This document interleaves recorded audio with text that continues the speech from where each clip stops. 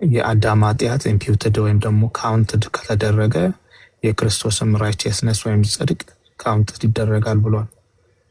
ጥሩ ጥያቄ ነው።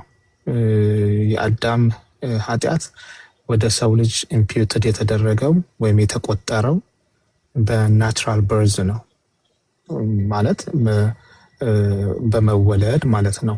ባይ ኔቸር the same thing ለኛ ሁለተኛው አዳም ኢየሱስ ክርስቶስ ነው እና ከኢየሱስ ክርስቶስ የምንወለደው ደግሞ በእምነትና ጥምቀት ስለሆነ ስፒሪቹዋሊ ሰዎች የክርስቶስን ጽድቅ ኢምፒውት እንዲደረግ ደግሞ መወለድ አለባቸው ከክርስቶስ። እንዴት?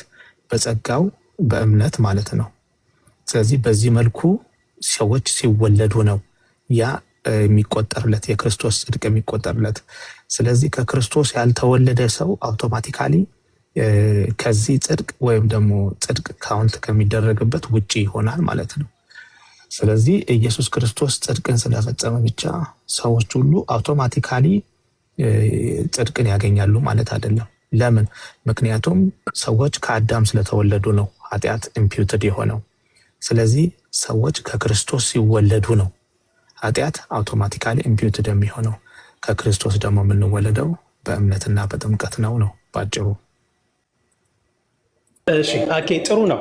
አሁን ያንተን ገባኝ። ስለዚህ ምንድን ነው ከክርስቶስ መወለድ አለብን፣ እኛም መተባበር አለብን አይደለ? እግዚአብሔር ጸጋውን ያዘጋጃል። ይሄንን ጽድቅ ለማግኘት ለመጽደቅ፣ ለመቀደስ መተባበር አለብን ማለት ነው። ጥሩ። ስለዚህ እኛም ታዲያ እኔ ለምንድን ነው ከአዳም ጋር አዳም ማለት ያኔ ኃጢአት ሲሰራ ሳልተባበር የሚቆጠርልኝ የክርስቶስ ጽድቅ እንዲቆጠርልን መተባበር? ሳይነርጂዝም ባይ ዘ ወይ ወደ ኦርቶዶክስ ነው እየመጣችኋል። ስለዚህ ሳይነርጂዝም ነው እያወራክ ያለው ኒቂያ። መተባበር አለብን ማለት ነው። ትብብር ያስፈልጋል። እኔ ከአዳም ጋር ሳልተባበር ታዲያ ለምንድን ነው ሳልሰራ ከኃጢአቱ ጋር ሳልተባበር አንተም ሰርታል የምባለው ለምንድን ነው? አያስኬድም። ገብቷል አይደለ? አሁን ይሄ ወደ እንትን አስፈላጊ ላይሆን ይችላል።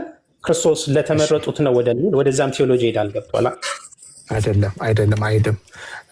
አንድ አባት ልጥቀስልህ። ኦገስቲን ኦፍ ሂፖ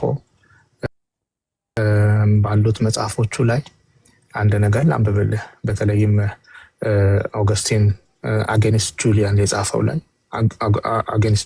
ጻፈው ላይ ኢን አዳም ኦል ሲንድ ይላል። ኢን አዳም ኦል ሲንድ ቢኮዝ ኢን ሂም ኦል ዌር ዋን ይላል። ፌደራል ሄድ የምንልበትን ምክንያት በአዳም ሁላችንም ኃጢአትን ሰርተናል። ምክንያቱም ኢን ሂም ኦል ዌር ዋን ከአዳም ጋር አንድ ነበርን። ሌላ ቦታ ላይ ደግሞ ተመሳሳይ ሀሳቡን ሲቀል በሲቲ ኦፍ ጋድ ላይ ከይቅርታ ጋር ቢሆኝ ማነው ኢዮስ ሲወጣ እንጂ ብዙ መቆየት አልችልም። ሲቲ ኦፍ ጋድ ላይ ቡክ 13 ቻፕተር 14 ላይ ኦል ሜን ዌር ኢን ዳት ዋን ማን ይላል። ሁሉም ሰዎች በዚያ በአንዱ አዳም ውስጥ ነበርን። ሲንስ ኦል ዌር ዛት ዋን ማን ሁ ፌል ኢንቱ ሲን ሁላችንም በዛ አዳም ውስጥ ስለነበርን አዳም ሲያጠፋ ሁላችንም አጥፍተናል ብሎ አዳም እንዴት የፌደራል ሄድ እንደሆነ ይናገራል። ልክ በክርስቶስ እኛ ዩናይት እንደምናደርግ ከክርስቶስ ጋር አንድ እንደምንሆን በእምነት ልክ እንደዚሁ ደግሞ እኛ ከአዳም ጋር አዳም ያንን ስራ ሲሰራ በአዳም ውስጥ ነበርን ብሎ ኦገስቲን ሂፖ ሌሎችም እንደዚህ አይነት ነገሮችን ይጽፋሉ። ስለዚህ መተባበር አለብን ምናምን የሚለውን ነገር እኛ ፌደራል ሄድ የምንለው ሁላችንም አዳም ሲሰራ በአዳም ውስጥ ነበርን። ለዚህ ነው ፌደራል ሄድ ነው አዳም የምንለው። በዚህ መልኩ ነው የምንወስደው ለማለት ያህል ነው። ምናልባት ግልጽ ከሆነ ምን መሰለህ፣ አሁን ለምሳሌ ይሄ የኦገስቲን ሀሳብ አሁን ያልከውን እቀበለዋለሁ። እሱ እኮ ከሮሜ ምዕራፍ 5 ጋር እንትን የሚገናኝ አይ ቲንክ ቁጥር 16 ይሁን 17 በአንዱ በደል ሞት ምንድነው? በአንዱ በደል ምንድነው? ሞት ነገሰ አይደለ? አይ ቲንክ ቁጥር 19 ላይ ነው። በአንዱ ሰው አለመታዘዝ ብዙዎች ኃጢአተኞች እንደሆኑ እንዲሁ ደግሞ በአንዱ መታዘዝ ብዙዎች ጻድቃን ይሆናሉ ይላል። ጥያቄ አሁን ለአዳም ሲሆን አዳም ኢዝ ዘ ፌደራል ሄድ። ስለዚህ በቃ ማንኛውም ህፃን ማንኛውም የሚወለድ በቃ የአዳም ኃጢአት ኢምፑትድ ሆኖበታል አለን። ክርስቶስ ጋር ግን ስላችሁ አይ የክርስቶስ ላመኑት ነው ካልክ መተባበር ያስፈልጋል ማለት ተቀበልኩ እኮ አሁን አንተ ያንተን ሀሳብ ተቀበልኩ። ምክንያቱም የቅዱስ ጳውሎስ ወደ አይ ቲንክ ሮሜ 6 ላይም እኮ ከክርስቶስ ሞትና ትንሣኤ ጋር በጥምቀት መተባበር አለብን አይደለ? እንድንጸድቅ፣ እንድንቀደስ፣ እንድንነጻ ማለት ነው። ትክክል። ለምን? ስለተባበርን እኛ የክርስቶስ ጽድቅ ኦኬ ለእኛ ይቆጠርናል ብትል አይ ካን አክሴፕት። የአዳምስ ሳልተባበር ከኃጢአቱ ጋር አይ የአዳም ማስ ከሆነ ምንድን ነው በቃ አውቶማቲካሊ እንትን ይላል የሚለው ግን አያስኬድም ለማለት ነው። አይ ቲንክ እሺ ቆይ እችን ቦታ ላስተካክል። አሁን ወደ ትብብር ወስደዋል። ከዋና ፖይንት ወስደን እኛ ትብብር የሚለውን እኛ ሞነርጂስቲክ ነን። ትብብር የሚለውን ሰነርጂስቲክን ቶታሊ የምንጥለው ባይሆንም እዚህ ጋር ምንም የተባበር ነው። የእኛን እንግዲህ ትምህርት ታውቃለህ። እኛ ድነት በመተባበር የሆነ ፐርሰንት ከኛ 50% ከኛ 50% ከእግዚአብሔር የሚል የለንም። ድነት ሁሉ ከእግዚአብሔር ነው የሚመጣው። በእርግጥ በሳንቲፊኬሽን በቅድስና ያው ሳልቬሽንን እኛ በአንድ አንወስደውም ታውቃለህ። ጀስቲፊኬሽን፣ ሳንቲፊኬሽን እና ግሎሪፊኬሽን እንላለን። ስለዚህ በሳንቲፊኬሽን ላይ ሲነርጂዝም አለ።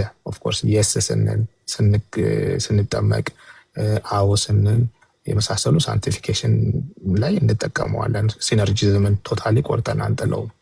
ጀስቲፊኬሽን ላይ ግን ትብብር የሚባል ነገር የለም። በእምነት የምንቀበለው ነው። እምነትም ጸጋም የእግዚአብሔር ስጦታ ስለሆኑ ማለት ነው። ስለዚህ አሁን ወደ መተባበር የሚለው ወሰድከው እንጂ እንዴት ነው ኢምፒዩት የተደረገው? ዋናው ፖይንታችን ምንድን ነው? ኃጢአት ከአዳም ወደ ሰው ልጅ እንዴት ኢምፒዩትድ ሆነ ወይም ተቆጠረብን? ሮሜ 5 እሱን ነው የሚያወራው።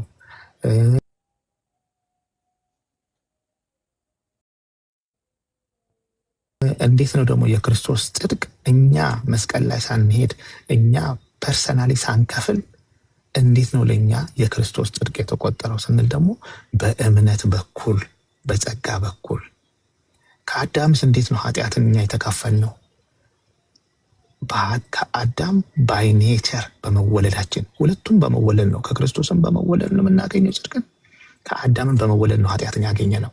ስለዚህ እኛ ደግሞ ኃጢአትን በሁለት ስለምንከፍል ኦሪጂናል ሲን ስንል አንደኛው ኮራፕሽኑ ወይም ድቀተ ባህሪ፣ ሁለተኛው ደግሞ ጊልቱን ወይም ደግሞ ኮንደምኔሽኑን ወይም ደግሞ የእግዚአብሔርን ቁጣ። ስለዚህ ማንም ከአዳም የሚወለድ ሰው እነዚህ ሁለቱ ነገሮች ባይ ኔቸር ያገኛቸዋል። ባይ ኔቸር። ስለዚህ ከአዳም የተወለደ ሰው ሁሉ እንደ ሮሜ 5:12 ጀምሮ በዛት ብታነበው ከአዳም የተወለደ ሰው ሁሉ ይህ አዳም የሰራው ኃጢአትም ሆነ ጊልቱ ያገኘዋል። ግን ይሄን ስንል ከአዳም ጋር ሆነን አብረን ፍሬ ቀንጥሰናል እያልን አይደለም። ፕሊስ እንደሱ አትወሰዱት። እኛ አዳም በነበረበት ዘመን የለንም።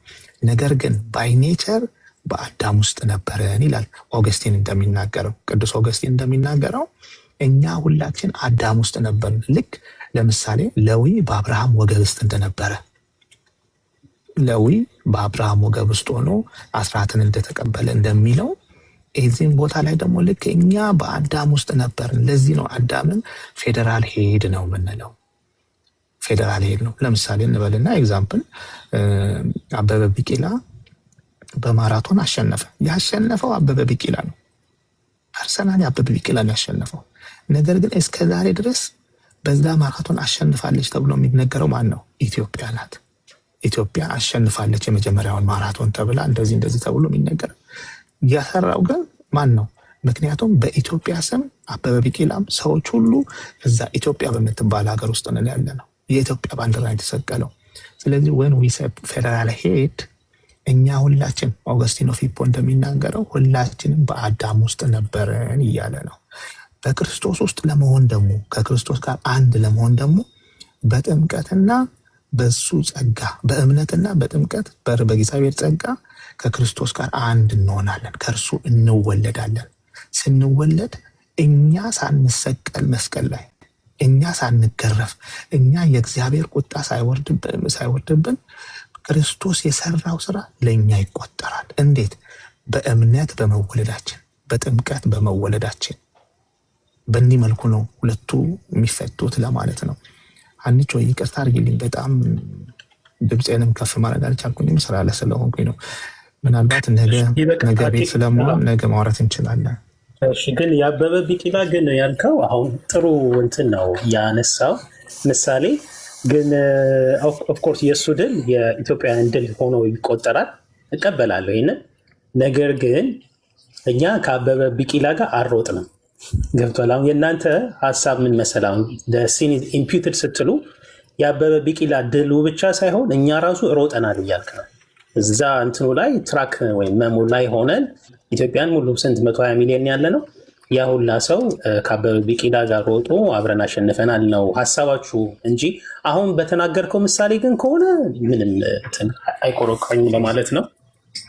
ፌዝ ከአበበ ቢቂላ ጋር ይሄ ሁሉ ህዝብ ሮጣል ብያለሁኝ አላልኩኝም። እባክህ አንተን አይደለም ያልኩት ነው። ኦኬ እንደዛ ሳይሆን the sin is imputed ያቺ አዳም የሰራ ሲን ኢምፒውትድ ናት የምትል ከሆነ አሁን ቅድም የሰጠው ምሳሌ ላይ ምንድነው መጨመር ያለበት? ቅድም የሰጠው ምሳሌ ላይ አያስኬድም ለማለት በእንደዚህ ነው። ስቴት ኦፍ ሲን ውስጥ እንወለዳለን። ኤግዛምፕል ነው ስቴት ኦፍ ሲን። እኛ ከአዳም ጋር አብረን ቆመን ፍሬውን አልቀነጠስንም። ስቴት ኦፍ ሲን ትክክል ነው። ስቴቱን ትክክል ነው።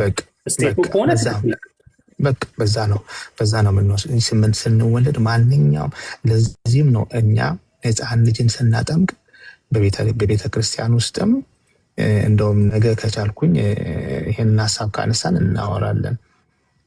በቤተ ክርስቲያን ውስጥ ሕፃናት የሚጠመቁት ለኃጢአት ስርየት ነው። እናንተ ለኃጢአት ስርየት ታምናላችሁ? ፌዝ ሕፃናት የሚጠመቁት በደንብ አስቀመጥን እኮ ካውንስል ኦፍ ካርቴጅ ተቀመጠ እኮ።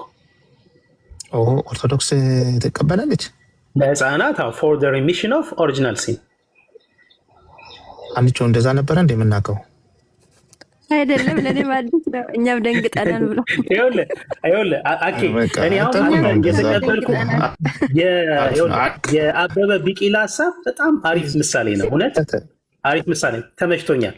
ከዛ በኋላ ስቴት ኦፍ ሲን ነው ብላል። እናወራለን ነገር በቃ ኢፍ ዩ ሴይ ስቴት ነው ካልክ በቃ ኃጢአት አሁን ኃጢአት ስንልኛ ስቴቱንም ነው እዚህ ጋር ስቴቱን ነው የምንለው ካልክ ምንም እኮ የሚቆረቆር ነገር የለው። በቃ በጣም ጥሩ። አይ እኔ እንግዲህ ትንሽ ሰፍጣፍቼ ነበረ እንትን ጥሩ እንግዲህ እዚህ ከሆነ ታዲያ እስከ ከነቀሲስ ጋር እኮ ብዙ ጨቃጨቅን እኮ። አዎ ይኸውልህ እስካሁንማ አስታት ለመጣ ነው እኮ አዲስ ነገር እንትን ግን ምሳሌ አኬ ያለ ምሳሌ አዳም የሆነ በሽታ እንስጠው HIV ቫይረስ እንስጠው እሱ ስለሆነ የሚተላለፍ ማለት ነው። አዳም ኃጢአት አድርጎ ያው እንግዲህ እንትኗን እንደበላት ይታወቃል። በአዳምና በሔዋን ኃጢአት በራሳቸው ኃጢአት የኤችአይቪ ቫይረስ ተጠቂ ሆኑ። የአዳም ልጆች ምንም ባልሰሩት ምንም ነገር አላደረጉም። የአዳም ልጆች ግን ልጆቹ እንትኑ አትበለሽ መከላከያ ምሳሌ ስለሆነ ማለት ነው። ስለዚህ አዳም ልጆች የኤችአይቪ ቫይረስ በሽተኛ ወይም ተጠቂ ሆነው ይወለዳሉ። ይሄ አያስኬድም ፌዝ ምሳሌ ይሄ ምሳሌ ብዙ ሲባል እኔ ግን የአኬ በጣም የተመቸኝ ምሳሌ አለ። የአበበ ቢቂላ አይደለም ቆይ የአበበ ቢቂላ መሰለሽ ቆይ አይደለም ቆይ አንዴ ሀኒ በጣም ስለተመቸኝ ነው። ምንድን ነው ያለኝ አኬ አበበ ቢቂላ ለምሳሌ አሸነፈ። ቆይ አዳምጪኛ ስለተመቸኝ እኮ ነው። አፕሪሼት አድርጌ ነው። አበበ ቢቂላ አሸነፈ። አበበ ቢቂላ ግን ቢያሸንፍም ድሉ የኢትዮጵያውያን ነው አለኝ። ጥሩ ድሉ የኢትዮጵያን ነው ማለት ግን እኛ ከአበበ ቢቂላ ጋር ዛ ትራክ መሙ ላይ ሮጠን ተባብረን አይደለም ያሸነፈ። አበበ አሸነፈ፣ በቃ የእሱ ድል የእኛ ድል ሆነ። በዚህ ጽንስ ከሆነ ከዛም ስቴት ነው ብሏል። ጥሩ አሪፍ እንትን ነው። ሌላ ምሳሌ አያስፈልገው። እሱን ያልኩት ፌዴራል ሄድ የሚለውን ለመናገር ነው። ግን አንቺ መቀጠል ትቻለሽ። እሱን ግን ለምሳሌ ሲኒዝ ግን ጊልት ኢዝ ኢምፒውትድ ሲኒዝ ኢምፒውትድ የምትሉት ነገር አለና አሁን ይሄ ምሳሌ ከዚህ ጋር ሄድም ልፈልጌ ነው ጊዜ ስለሌለ እሱን ኢምፒውትድ ማለት ተቆጠረ ማለት ነው። አንተ አክቹዋሊ ወይም በግብር አንተ ባታረገውም ነገር ግን ሌላ ሰው ያደረገው ወደ አንተ ተቆጥሯል ማለት ነው። ይሄ ደግሞ ስቴቱ ነው። አዳም ሲረገም ወገኖቼ አዳም ብቻ አይደለም እኮ ዘሆል ምድር እኮ ነው የተረገመው። ስለዚህ በምድር ላይ የሰው ዘር ሁሉ ከአዳም የተነሳ ምድር ሁሉ ነው የተረገመው። ስለዚህ ይህ እርግማን፣ ይህ ኮንደምኔሽን፣ ይህ ፍርድ ለሰው ልጆች አውቶማቲካሊ ባይ ኔቸር ደርሶታል። ይሄንን ነው እኛ ኢምፒውትድ የምንለው። ዘርዝርልኝ እስኪ እሱን። አኬ በጣም ይቅርታ ለትምህርት ስለሆነ ዘርዝርልኝ። በእውነት ከአንተ ጋር በዚህ ጉዳይ ሁለተኛ እንትን አለ አልከ። ዘርዝርልኝ አሁን እስኪ የተላለፈውን ምንድን ነው ዘርዝርልኝ። ሞት ነዋ። አዳም ሞትን ትሞታለህ የሚለው ፍርድ ወይም ደግሞ በእግዚአብሔር እየጻፍኩ ነው። በእውነት ለፖለቲክስ ሳይሆን እየጻፍኩ ነው። አንደኛ ሞት፣ እኛም ሴንት ኤፍሬም ደ ሲሪያን ሞተ ስጋ ይሏል። ሞተ ኃጢአትም ሞተ ነፍስ አለ። ያው ነፍስ የሲኦል ባሪያ ነበረች። እሺ ሞት ሞርታሊቲ ማለት ነው። ሌላስ ምንድን ነው የምጽፈው? ይሄ የተላለፈውን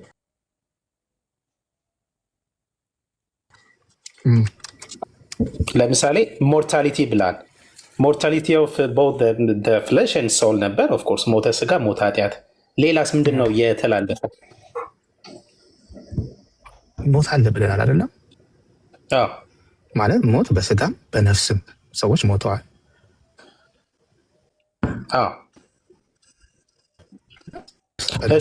ሞተዋል። የመጀመሪያው እንትን እሱ ነው። ትክክል። እሺ ፎለን ኔቸር ማለት እችላለሁ አይደል? እሱ ፎለን ኔቸር ማለት ኔቸሩን ነው። ስፒሪቹዋሊ ደግሞ ስፒሪቹዋሊ ራሱ ከእግዚአብሔር ጋር በሁለት ነገር ነው የሞት ነው። በስጋም በነፍስም አይደለ የሞት ነው። ከእግዚአብሔር መለይ። በዚህ ምክንያት ከእግዚአብሔር ተለይተን ነበር ማለት ነው። ከእግዚአብሔር መለይ። እሺ በቃ ከእግዚአብሔር መለየት ራሱ አንዱ ሌላው እንትን አይደለም። ለኃጢአት መገዛት ኢንክሊኔሽን ለኃጢአት መገዛት ቦንዴጅ ኦፍ ሲን ወይም ደግሞ የኃጢአት ባሪያ መሆን አይደለም። የኃጢአት ባሪያ ይለዋል አይደለም ዮሐንስ 8። እሱ ግን አሁን ይሄ ለኃጢአት ያዘነበለ ማንነት ቶታሊ ጠፍቷል ብለህ ነው የምታምነው? ቶታሊ በቃ ዜሮ ሆኗል። ሰው ምንም ጽድቅ አይሰራም ነበር ማለት ነው። ምንም እንጥፍጣፊ ምንም የለውም ማለት ነው። በቃ የሰው ልጅ ሞቷል ብለህ ነው የምታምነው አንተ? መንፈሱ እሱን እንደ አንድ ሉትራን እንደ አንድ መካነ ኢየሱስ እኛ በሁለት ነው የምንከፍለው። ያንን መልካም ነገር አይሰራም የምንለው አንተ ዶሮ ወጥ ከሽሮ ወጥ መርጠህ መብላትህን አይደለም። መልካም ነገር ማድረግ እሱን አይደለም። ለሲቪል ጉዳዮች አይደለም የምንለው እኛ ለስፒሪቹዋል ጉዳዮች። ዮሐንስ ስንት ላይ ነው? ዮሐንስ 8 ላይ ዮሐንስ 8:34 ላይ ምን ይላል? ኃጢአትን የሚሰራ ሁሉ የኃጢአት ባሪያ ነው። ለኃጢአት ባሪያ ሆነናል። ከክርስቶስ ስንለይ ይሄ ሁሉ ነገር ያጋጠመን የእግዚአብሔር ቁጣ እንግዲህ ኤፌሶን 2:3 ላይ አይደለም? በበደላችንና በኃጢአታችን የቁጣ ልጅ ሆነናል።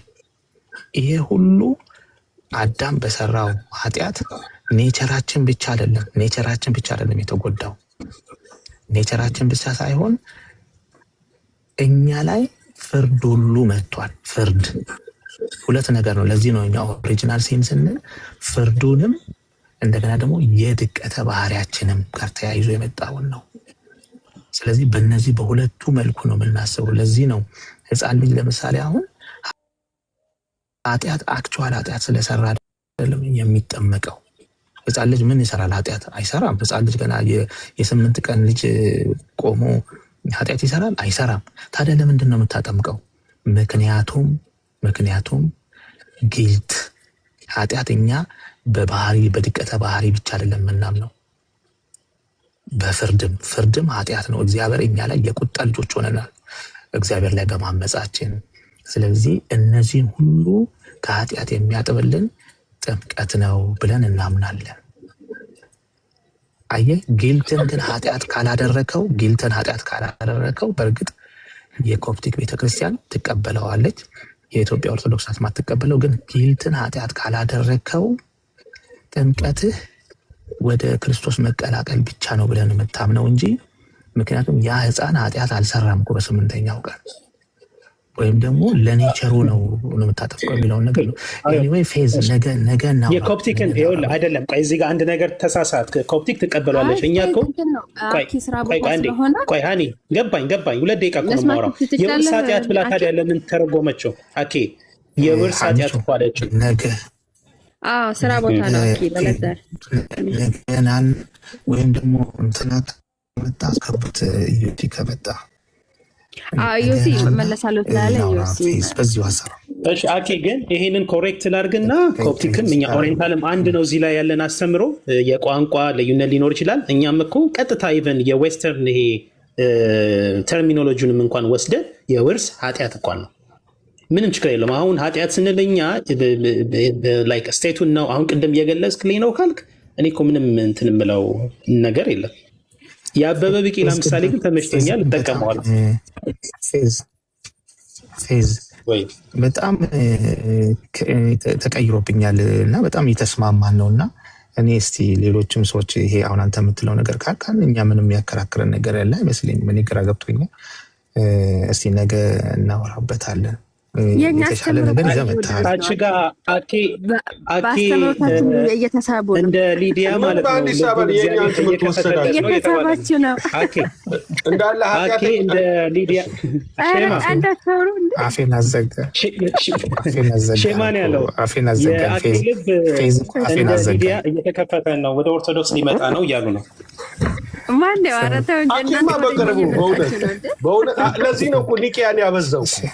ኒቅያን ሲያበዛ ዱባይ ትጠመቃለህ። እንደው ማኬ ቅርብ ስለሚሆን ዱባይ ሼማ ሉተራን በል ስሜን ዱባይ ወንዝ ላይ ነው ማስምናጠልቅስ ሼማ ሉተራን በል አንተ እኔ አሁን ስምህን ቀይር ሼማ ሉተራን በል። ጋይስ በእውነት ፌዝ ጋር በደንብ ነው የምናወራው። ቆይ ልንገራችሁ። አኬ ቆይ ንገራቸው። ቆይ አንዴ ሼማ የሚት አድርገው አንቺማ በቃ ለሉተራን ሲመጡ ለነሱ አስታወስ። ቆይ ሼማ ቆይ አኬ ምስክር ሁነኝ። ቀሲዲ በኩል ምን ነበር ያሉን በባለፈው አስታወስከው? ምን ለሰለምን በዚህ ጉዳይ ላይ ህፃናት የሚጠመቁት በኦርቶዶክሳውያን ለኃጢአት ስርየት ነው አይደለም የተባለ ምን ነበር ያሉት? ለኃጢአት ስርየት አይደለም፣ ለኃጢአት ስርየት ሳይሆን ወደ ቤተክርስቲያን እንዲቀላቀሉ ጸጋውን እንዲያገኙ ነው እንጂ ለኃጢአት ስርየት አይደለም ነው ያሉት እኮ። ለዚህ እኮ ነው እኮ ግራ የገባኝ የተጻፈ። እሺ ፌትዬ ቆይ ሼማ ሉተራን ነው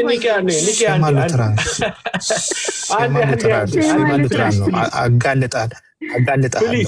የቀሲስ ዲበኩሉ የቀሲስን ትምህርት ስለሚጋራ ይገባላችሁ። አንዴ ቆይ ልንገራችሁ። የቀሲስ ዲበኩሉ ትምህርት ብዙ ሰዎች ያላረጉ ይሄ አሁን እናንተ ናችሁ ኦሪጂናል ሲል ጊልት ምናምን ብላችሁ የምትፈተፍቱት እናንተ ናችሁ። ይቅርታ አድርጉልኝ፣ ከዌስት ነው የሚመጣው አልኩኝ።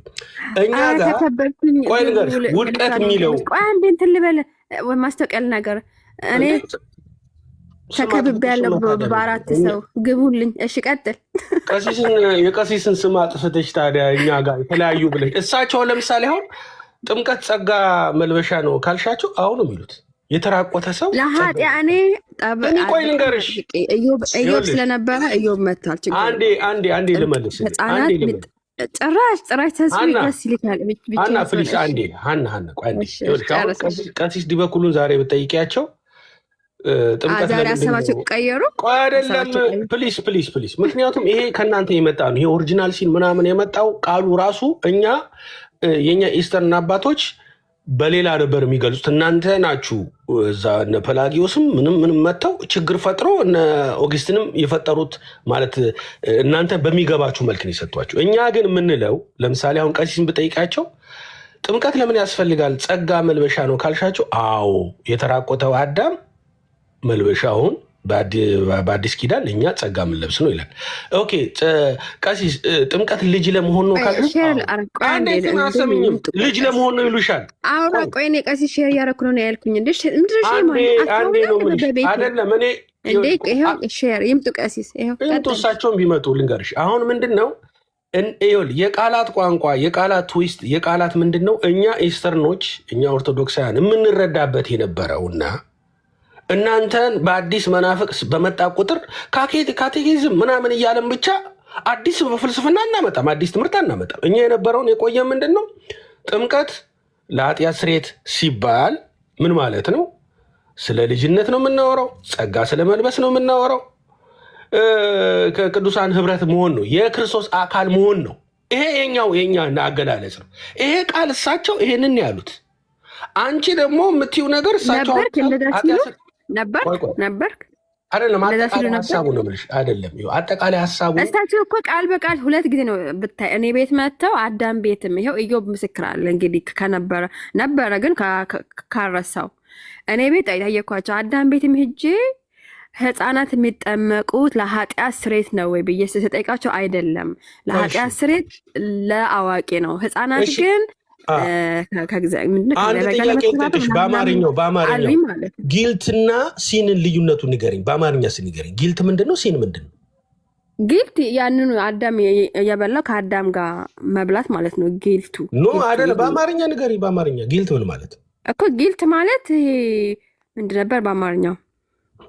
አብሮ ይሄ አይደለም። ጊልትንም ኃጢአት ይለዋል፣ ሲንንም ኃጢአት ይለዋል አማርኛው። አይ ጊልት ሌላ ትርጉም አማርኛ መጽሐፍ ቅዱስ ነው እኮ የምልሽ እኮ አማርኛ መጽሐፍ። ግዕዝ ግን ያብራራዋል። ግዕዙ ያብራራዋል።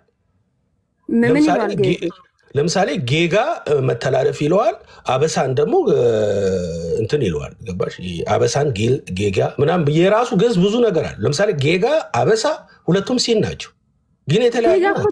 ትግርኛ ነው ጌጋ እኮ አይደለም፣ ግዕዝ ነው። ግዕዝ ትግርኛ ልትወስጂ ይችላል። ታዲያስ በደልና ኃጢአትን አሁን አማርኛ ስለ በደልና ስለ ኃጢአት ይላል። ስለዚህ መጽሐፍ ቅዱስ ቀይሽ ኃጢአት ነው የሚለው። ስለዚህ እኛ አባቶቻችን የሚያስተምሩት ምንድን ነው?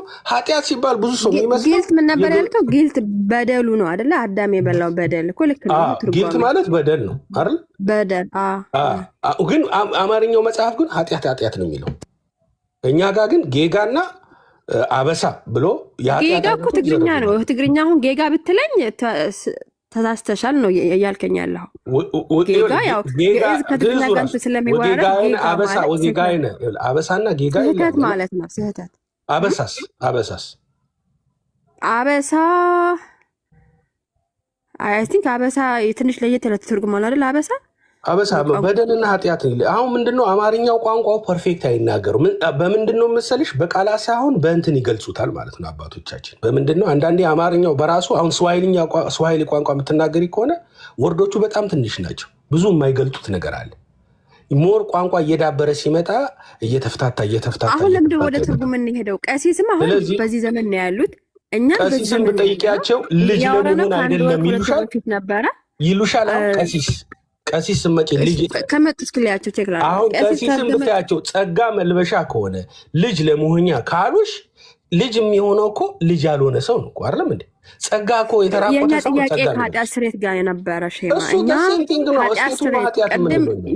የካርቴጅ ጉባኤ ሲል ነበረ ፌዝ የካርቴጅ ጉባኤ የካርቴጅ ጉባኤ ኃጢአት የሚለው ኦሪጂናል ሲል ስቴቱን ነው እያወራ ያለ አክት ኦፍ ሲኑ ህጻናት የሚጠመቁት ለኃጢአት ስሬት ነው። እናንተ ተቀበላችሁ እኮ ስታየው እኮ ነው። እኔ ሁሌ ነው እኮ የምቀበለው። እኔ ሁሌ እነግርሻለሁ እኮ አልመጣንም። እኔ ለምሳሌ ስቴት ነው እናንተ ናችሁ ወደ እኔ እኮ እነሱ እንደዛ ይቀበላሉ ወይ እኮ ነው። ታዲያስ ትንሽ እኮ አክሰፕት አድርገሻል ነበር እንዴ?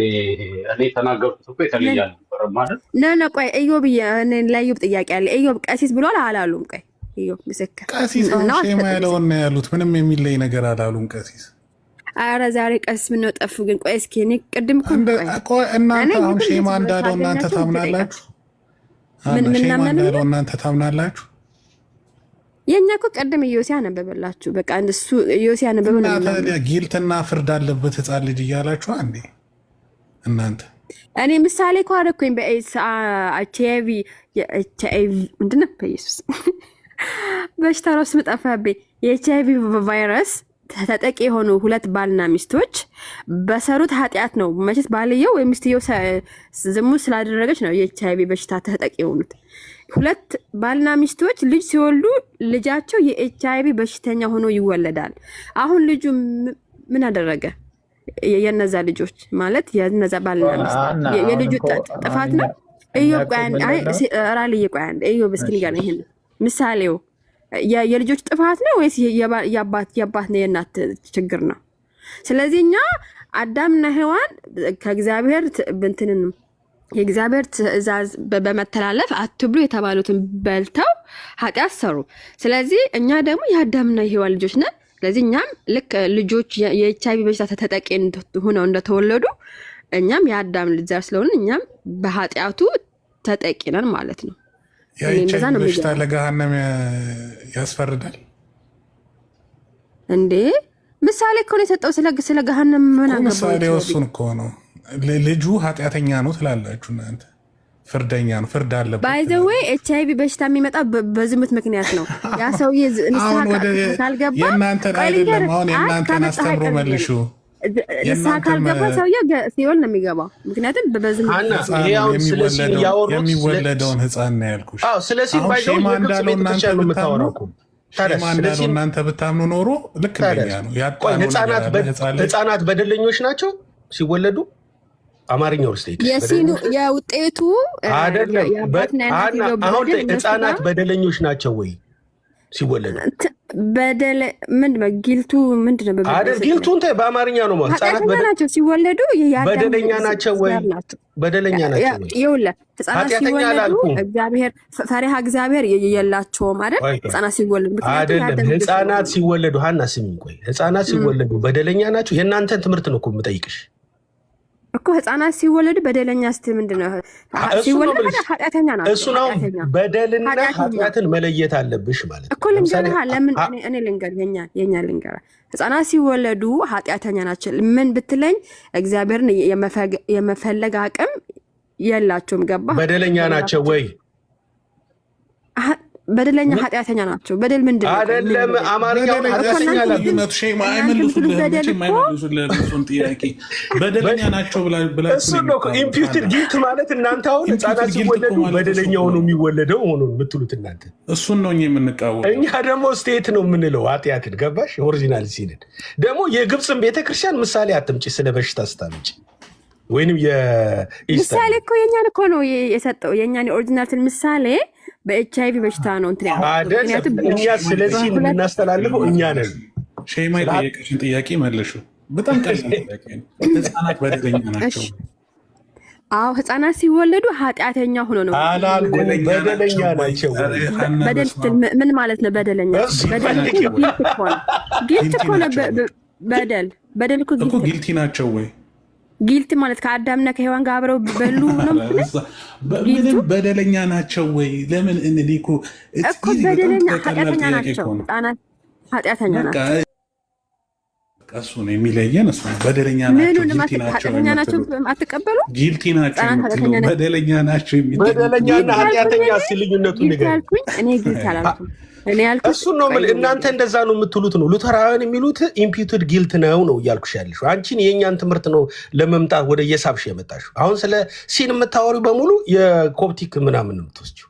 አንቺ አሁን ህፃናት በደለኛ ናቸው ስልሽ አንቺ አሁን ስለ ሲን በደለኛ የትኛው በደል? እኔ እኮ ግራ ጥያቄ ራሱ በደለኛ ማለት ምንድን ነው? በደለኛ ሼማ ቆያ እንደ እናንተ ጋር ህፃናት ሲወለዱ ኃጢአተኛ ሆነው ነው የሚወለዱት? ኃጢአተኛ ነው ያልኩት። እያብራራ ነው የምሰጥሽ። ለምን መሰለሽ አሁን እንዳንቺ አይነቱ በደል ህፃናት ሲወለዱ ኃጢአተኛ ናቸው። ኖ እኔማ መለስኩኝ። ሲወለዱ ኃጢአተኛ ሆኖ ነው የሚወለድ ብያለሁ። ኃጢአት ስቴት ነው። ገባሽ? ስቴት ነው ካልሽ ኦሪጂናል እንታብሶ ኃጢአት ነው ካልሽ ስቴቱ ነው። ልክ ነሽ። እንደዛ ሆኖ ነው የሚወለዱት። ለዛ ነው ልጅነት የሚያስፈልጋቸው። ቆይ የምልሽ አንቺን ያልመል ለዛ ነው እኮ ልጅ የሚሆኑት። ለዛ ነው ጸጋ ተራቅጦ የነበሩት የጸጋ ልብስ የሚያስፈልጋቸው በጥምቀት። ይሄ ሁላ ምነው ለዛ ነው። አንቺ ግን እናንተ የምታስተምሩት ለየት ብሎ በደለኛ ናቸው ብላችሁ ነው የምትናገሩት። አንቺ አሁን እዚህ ጋር ትክጃለሽ። በደለኛ አይደለሁም ብለሽ ትክጃለሽ። የእናንተ ትምህርት እንደዛ ነው የሚለው። ኢምፒውትድ ጊልት ነው የእናንተ። ገባሽ? ልዩነቱ ማወቅ አለብሽ። እኛ ግን እንደዛ አንልም። ስቴት ነው ኃጢአት ስቴት ነው ካልሽ አዎ እሱ ለኃጢአት ስሬት ብለን እናምነዋለን። ስቴትና አክት ከሆነ ጊልት አለው ማለት ነው። ስቴት ከሆነ ግን ሁኔታ ማለት ነው፣ ውድቀት ማለት ነው፣ ወይንም ፎሌን ኔቸር ማለት ነው። ስለዚህ በዛ ብታወራ ይሻል ማለት ነው። ኦኬ። ስለዚህ በእናንተ ህፃናት ሲወለዱ ኃጢአተኛ ሆኖ ነው የሚወለዱት። የሚጣመቁት ደግሞ ለኃጢአት ስሬት ነው አይደል? አሁን አንተ ያልከኝ ነው የደገምኩት። ልክ ነኝ? አሁን ለምሳሌ ይሄ አማርኛው ቋንቋውን ተመስገን በቃ ለጥንት አብሶ ብል እኔ ሁሌ ነው የማወራው አዲስ ነገር እኔ ቀይሬ አላውቅም። ሼማ ለምንድን ነው ተመስገን በቃ የምትለው? እኔ አንተ አስረድተሃል። ባለፈው የነበረ ክርክር እኔ ቤት እንዴ ለምን እንደምንዋሸው ቀበያ እንዴ ባለፈው ክርክር ነበር። ሼማ ያለውን ሰምተሻል? ምንድን ነው ያለው? ሰምቼዋለሁ። ሼማ ያለ ምንድን ነው ህፃን ደገም እኔ ለምንድን ደግሞ አንተ ደገም ራስሽ አንቺ አይደለሽ እንዴ ተመስገን እሺ እንደዚህ ካመናችሁማ እኔ የሰማሁት እኔ መስማት የፈለኩት እዩ ህፃናት ሲወለዱ መስማት የፈለግሽው ጥሩ ነው መስማት የፈለኩት ያልሽው በጣም አሪፍ ነው ቴንክ ዩ ተራቅቶ እሱን እንድታምኚልኝ ነው አዎ መስማት የፈለኩት መስማት የምትፈልጊው ያችን ብቻ ነው አዎ ለኃጢአት የሚለውን ነው ኃጢአት ብሎ ሲያብራራልሽ እሷን የፈለኩት እኔ እሷ ደግሞ ብሎልኝ ገባኝ በቃ እሷን ስለፈለግሽ ነው አንቺ እሷን ፖለቲካ ስለፈለግሽ ነው እንጂ ሌላ ነገር አይደለም ፖለቲካ አይደለም ኧረ ተው ነው እንጂ ፖለቲካ አንተ ጠይቃ አንተ እሺ አንተ መልስ እኔ ለሴማ አሁን እንዳለው ነው የማምነው አዎ ህፃናት ሲወለዱ ኃጢአተኛ ሆነው ነው የሚወለዱት ኃጢአት ማለት አዎ ያጡት ነገር አለ ከጸጋ ተራቁጠዋል ብለን እናምናለን አዎ ኃጢአትን ዲፋይን የምናደርገው እንደዛ ነው የታጣ ነገር አለ ስለዚህ በጥምቀት ነው ያንን ነገር መልሶ የሚያገኙት እንላለን ስለዚህ በጥምቀት የኃጢአት ስርየት ያገኛሉ ማለት ነው አይደል እኮ በቃ ያጡትን ነገር መልሶ ያገኛሉ ማለት ነው ኃጢአተኛ ናቸው ስትላቸው ምን መሰል የሚያስቡት እነሱ ዘጊልት ነው ሮጠው የሚያስቡት እሱን እኮ ነው ራዲ አሁን ለዛ ነው ተመስገን ያለችው ለዛ እኮ ነው ታና ቀጥ አሁን ላይክ አንቺ የምታምኚው ኃጢአት ሰርተዋል ወይንም ኃጢአት ሰርተዋል ብለሽ ታምኛለሽ ህፃናቶቹ እኛ ቢካዝ ኃጢአት ወይም ደግሞ ጊልት በመስራት ነው የሚገኘው ብለን ስለምናምን ማለት ነው ይኸውልህ እኔ እኮ ቅድም እኔ የበሽታው በጣም ነው የሚገልጽልኝ እኮ ይኸውልህ ህፃናት ከአዳም የወረሱት ኃጢአት እንደ በሽታ ወይም እንደ መርዝ የምሳሌ ራሱ አገኘው እዚህ ጋር ላንብብላችሁ እሺ ጌታ ላንብብላችሁ አንቺ እኮ ኤችአይቪ በሽተኛ መሆን በራሱ ኃጢአት ነው እያልሽ እኮ ነው የኤችአይቪ በሽተኞች አዳምና ሔዋን ይሁኑ አሁን ለምሳሌ እኔ ጥርሴን ልታከም ሄጄ ኤችአይቪ ቢይዘኝ የዝሙት ወንጀለኛ ነኝ እኔ እስኪ ድገም ምን ጥርሴን ልታከም ወይንም ደግሞ ሳምበዲ ወግቶኝ ወይ ሳምበዲ ተደፍራ ወይ በሆነ ምክንያት ጊልቱን ሳላደርግ ዝሙቱን ሳላደርግ በሽታው ቢይዘኝ በቃ አንቺ የምትደመድሚው ዝሙተኛ ነው በዝሙት ነው የተያዘው ሰውዬ ብለሽ ነው የምትደመድሚው በሽታው በምንም ይሁን በምንም ይምጣ በምንም ብቻ አንተ በሽተኛ ነህ ልጆችን በሽተኞች ሆነው ነው የሚሆነው እኛ በሽተኞች አይደሉም መቻልን እኮ ቅድም እኮ ያልን ነበር እነዚህ የእግዚአብሔር ልጅ አይደሉም ቀሲስም እኮ ያሉት ምን መሰለሽ እኛ የምናጠምቃቸው ለሲን ሰርተዋል ብለን አይደለም ጊልቲ ናቸው ብለን አይደለም ግን ቢኮዝ ኦፍ አዳም ያጡት ነገር አለ which is የእግዚአብሔር ልጅነት ጥምቀት የሚሰጠው ለእግዚአብሔር ልጅነት ጸጋ ያገኛሉ ኃጢአተኝነት is just የተወረሰ ወይንም ደግሞ inclination to sin የተወረሰ ነገር ነው inclination to sin ማለት እግዚአብሔር የለም ማለት ነው ባጭሩ እግዚአብሔር ደግሞ ከሰው ልጆች ጋር ተለያይቷል እስከ ክርስቶስ ጊዜ ድረስ ማለት ነው በጥምቀት ልጅነትን እስኪሰጥ ድረስ ስለዚህ everybody ሲጠመቅ የእግዚአብሔር ልጅ ይሆናል ያለበለዚያ እንጂ ልክ እንደነ አዳም እና እንደነ ሔዋን ጊልት አለባቸው ብለን አይደለም ህፃናቱን የምናጠምቀው ገባሽ እሺ ቆይ ላንብብላችሁና እንዴ ልጄ ስለተነሳች ትርትርብሻችኋለች እንጨርስ ላንብብላችሁ ቶሎ ብዬ ቆይ አንዴ ሶሪ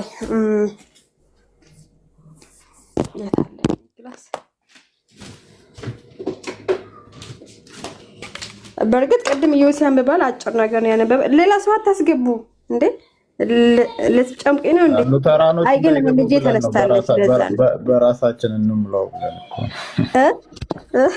ሉተራኖች እንዳይገቡ ያ የሚገባቸው ካለ ይገባ ግን ዘላለማዊ ህይወት የላቸውም ያ ዘላለማዊ ህይወት የሚወረሰው ያው በክርስቶስ ስለሆነ ማለት ነው ክርስቶስ የሌለው መውረስ አይችልም እሺ ላምብ ቶሎ ብዬ እንትን አድርጌዋለሁ ወደ አመር እንደዚህ ይላል ህፃናት ከአዳም የወረሱት ኃጢአት እንደ በሽታ ወይም እንደ መርዝ በደማቸው ውስጥ እንዳለ ይቆጠራል ይህም ማለት በተፈጥሯቸው እግዚአብሔርን የመውደድ በእርሱ የመታመንና እርሱን የመፍራት አቅም የላቸውም ልባቸው ወደ ራሳቸው ፍላጎት ያዘነበለ ሆኖ ይወለዳሉ ሁለተኛ አንደኛ አንብቤ ያለው ሁለተኛ በእግዚአብሔር ፊት ጥፋተኛ መሆን ሉትራውያን ኃጢአት እንደ ድርጊት ብቻ ሳይሆን እንደ ሁኔታ ያዩታል። አንድ ሕፃን ምንም እንኳ ውሸት ባይዋሽም ወይም ባይሰርቅም በዚያ በአዳም ውድቀት ምክንያት የቁጣ ልጅ ሆኖ እንደሚወለድ ያምናሉ። መዝሙረ ዳዊት 51:5 ላይ እነሆ በአመፃ ተጸነስኩ እናቴም በኃጢአት ወለደች የሚለው ቃል ለዚህ እንደ ትልቅ ማስረጃ ይጠቀማሉ። ከዛ በጥምቀት እንደሚለው የጥምቀት አስፈላጊነት ሕፃናት ሲወለዱ ኃጢአተኛ ናቸው ብሎ ማመን ሉትራውያን የሕፃናት ጥምቀት መሰረት ብሎ ከዛ ኃጢአት ላንብብላችሁ ጥምቀቱን። እሺ ሕፃናት ኃጢአተኛ ካልሆኑ ጥምቀት አያስፈልጋቸውም ነበረ ኃጢአተኛ ባይሆኑ። ነገር ግን በኃጢአት የተያዙ ስለሆኑ የኃጢአት ስርየትና አዲስ ሕይወት ዳግም ልደት ለማግኘት የግድ መጠመቅ አለባቸው ብለው ያምናሉ ብሎ ይሄ ኦሪጂናል ሲን እንትን የኛን አነበብኩላችሁ። ሌላም አለ ከፈለጋችሁ። እስከዚህ ግልጽ ነው አለው የለውም? አልሰማሁም እንዴ? እውነት ለመናገር የመጀመሪያውን ፓርት አምልጦኛል። ለምንድን ነበር የምናደም ልድገመው? በጣም የቸኮልኩት ልጄ ስለተነሳ ለዛ ነው።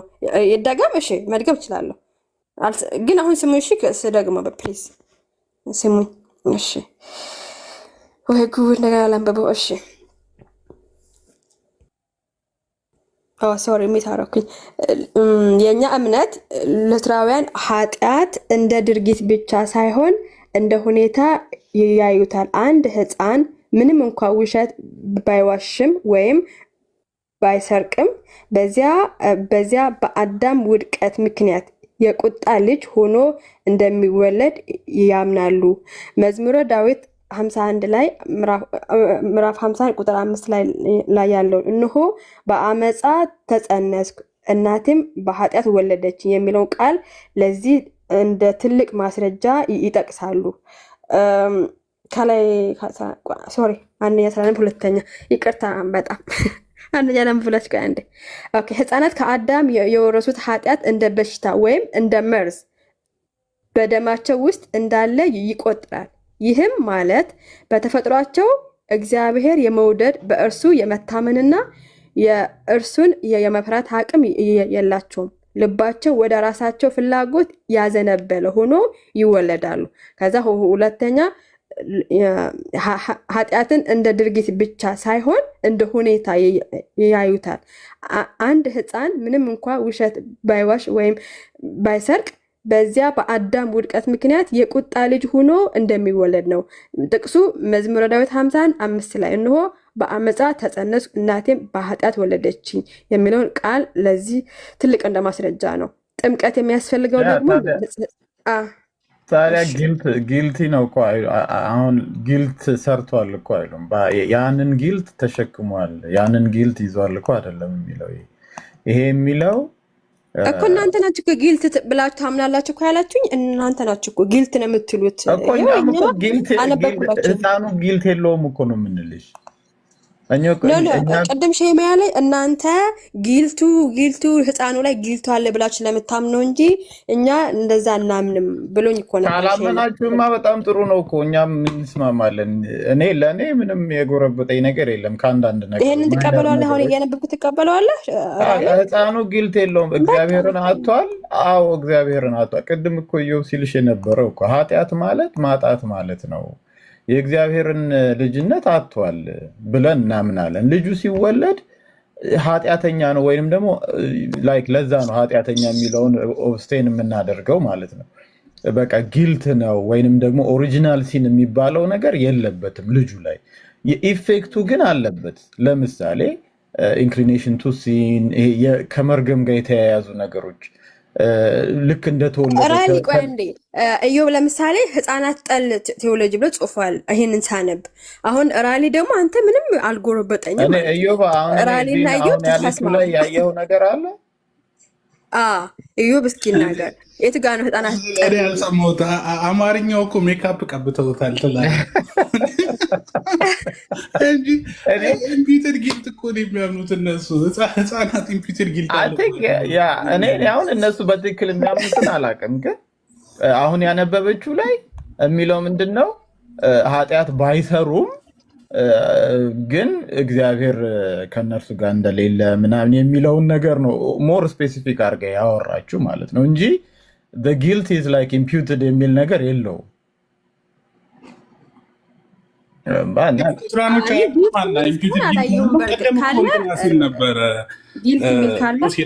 ነበረ ከፊት ጋር ኢምፒውትድ ጊልት እኮ ብላችሁ ታምናላችሁ። ለዛ እኮ ነው ጽድቁ ራሱ ኢምፒውትድ የሚሆነው። ምን ላይ ነው ያለው? ምን ላይ ነው ያለው? እሱ ምን ላይ ጊዜ ስጭኝ እኔ እንትናችሁ ላውጣ። አይ አሁን በቃ ልጨርስ፣ ጊዜ የለኝም። ሶሪ በጣም ቆየሁኝ። ግን ግን ያ ኢምፒውትድ ጊልት ከአዳም ታምናላችሁ? የአዳም በደል ቀጥታ ልጆቹ ላይ ቆጠረ ተብሎ ይታመናል። በእኛ ጊልቱ ኦፍ ኮርስ ኢምፒውትድ ነው። ለዛ እኮ ነው ልጆች በደሉ ህፃናት ላይ ያለ። ስለዚህ ህፃናቱ በደለኛ ናቸው ብላችሁ ታምናላችሁ እንዴ? አስተምሯችሁ ራሱ እኮ እንደዛ ነው። ሀኒቾ ቶታል ዲፕራይቪቲ እሱን አይደል እንዴ? ኢምፒውትድ ጊልት ስላለ የሰው ልጅ በሙሉ በቃ ቶታሊ ዲፕራይቭድ ነው ብላችሁ እኮ ነው የምታምኑት። ወንጀለኛ ነው በደለኛ ነው ብላችሁ ነው የምታምኑት። ለዛ እኮ ነው በቃ በስፋት እናየዋለን። በአጠቃላይ ሰው ጠል ነው ያለውን በደንብ ጠይቂ ማለት ሲሪየስሊ። ተስፍ ድምፅክ እንትን ብሉቱዝህ እንትን ጥሩ አይደለም። ድምፅክ መኪና ውስጥ ነው፣ በጣም ቀጭን ነው። እሺ በቃ ጆሲ ከተጠመቁም በኋላ ኃጢአተኞች ናቸው ብሏል። ለካ ኢምፒውትድ ነው ከላይ ነው የምታደርጉት። ለካ የክርስቶስንም ጽድቅ ከተጠመቁ በኋላ ኃጢአተኛ አይደሉም። የእግዚአብሔር ልጅ ናቸው። ሲጀመር በእምነት አይደል እንደ እግዚአብሔር ልጅ ምንሆነው እኛ ጸጋ ወረድ በእምነት የሚያድነው። እዛውም የሚጠቀመው ሉተር የሚጠቀመው ምንድን ነበር? የሆነ ነጭ በረዶ እንትን ላይ እንደማስቀመጥ ነው ብሎ ያስቀምጣል። ምንድን ነው ይሄ? ካካ ላይ ማለት ከጥምቀት በኋላ ኔቨር ቢ ክሊን ማለት ነው አይደል? ከላይ ግን ነጭ በረዶ ነው ይላል። ይሄ የሉተር ምሳሌ ነው የምር እሱ ነው እንደዚህ። አይ የሉተር እንትን እኮ እንዳለ እኛ እንወስደውም ታውቃላችሁ አይደለ? ሉተር ያለው እንዳለ ኢምፒውቴሽን እኮ እንደሱ ነው ሀኒቾ። እኛ የምንቃወመው እኮ ለዛ ነው። እኛ ግን እኮ እናንተ ናቸው። እኛ እኮ ሰው በእምነት በቃ ወደ እግዚአብሔር መንግስት ይገባ ብለን እኮ ነው የምናምነው። ሰው አምነው ከተጠመቀ በኋላ በቃ አዲስ ፍጥረት እኮ ነው።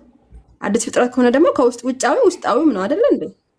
አዲስ ፍጥረት ነው ማለት የክርስቶስ ጽድቅ ሲቆጠርላችሁ ሰላም ናችሁ? ዮባ እኮ ሀኒ ብቻዋን ግን ያ ጨመቁኝ እኮ ጌታን እንዴ! እኔማ ልጄ ተነሳች ከእንቅልፍ። ህፃናትን ለምንድን ነው የምታጠምቁት እናንተ? ሀኒ ለዳግም ውልደት ኃጢአት አለባቸው ብላችሁ ነው የምታምኑት? ለኃጢአት ስርየት እኮ አብራሪው እስኪ ለዳግም ውልደት ለኃጢአት ስርየት ኃጢአት ሰርተዋል ህፃናቶች ብላችሁ ታምናላችሁ? ይሆን አንብብልህ ህፃናት ሲወለዱ ኃጢአተኛ ናቸው ብሎ ማመን ካለባህ ህፃናት ይሆን አንብብልህ ከኪሴ መዝሙር 50 ጠቅሰሻል። አይ ቲንክ እኮ የሚጠመቁት ህፃናት አይ ሰምቻለሁ። መዝሙር 50 ጠቅሰሻል። ያ በቃ ከሰማኸኝ በቃ ለዛ ነው ህፃናት የሚጠመቁ ለኃጢአት ስርየት ነው። ህፃናቶች ሞትን የወረሱት ወይስ ኃጢአትን የወረሱት? ሞትን የወረሱት ወይስ ኃጢአትን የወረሱት? ህፃናቶች ምን ህፃናቶች እኮ ይሞታሉ እኮ። ምን ሞት ነው ስትል አልገባኝም። ሞትን የወረሱት አይደል? ፎልን ኔቸር ሞትን ስለወረሱ ነው አይደል? ግን እናንተ ለኃጢአት ስርየት ያለው እንደፈለጋችሁ ትርጉሙን ውሰዱት። እኔ ህፃናት ላይ ለይቼ አነበብኩላችሁ አይደለ? ህፃናት እንዲህ ናቸው፣ ከእግዚአብሔር የመለየት እግዚአብሔርን የማወቅ እንትን የላቸውም።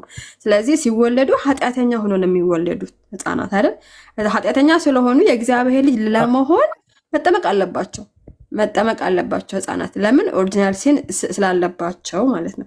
በጥምቀት ግን የእግዚአብሔር ልጅ ይሆናሉ፣ ዳግም ይወለዳሉ፣ የኃጢአት ስርየት ያገኛሉ።